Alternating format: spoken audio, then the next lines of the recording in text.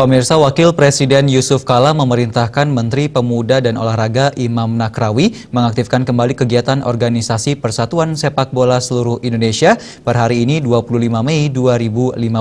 Menurut Wapres, dengan diaktifkan kembali secara otomatis, Liga Sepak Bola Nasional dapat berjalan.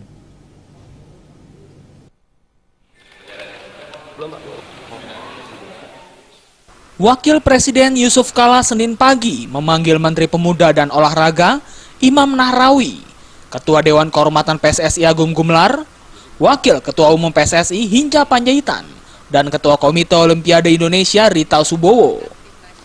Pertemuan yang berlangsung tertutup ini digelar untuk membahas pembekuan PSSI.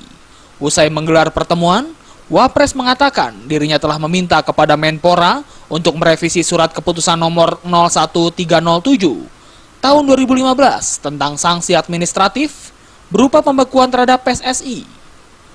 Dengan direvisinya SK Menpora ini, maka kegiatan PSSI dapat aktif kembali dan Liga Sepak Bola Nasional dapat berjalan kembali. Selain itu, revisi SK ini dilakukan untuk menghindari sanksi dari FIFA, yakni pembekuan PSSI dari kegiatan internasional.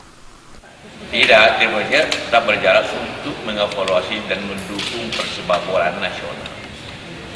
Untuk izin pertandingannya otomatis kalau sudah dicabut nanti direvisi, karena tidak ada kata di situ tidak ada kata membekukan kan. Setelah itu direvisi, maka tentu otomatis polisi sudah mengizinkan, selesailah. Bukan permudah, normal, sudah kembali normal. Kemarin kan PSSI sempat mengajukan gugatan ke PT UN, itu bagaimana Pak? Lanjutan apakah akan dicabut juga?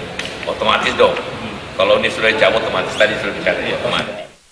Sementara itu terkait tim transisi, Wapres mengatakan tim transisi tetap dipertahankan.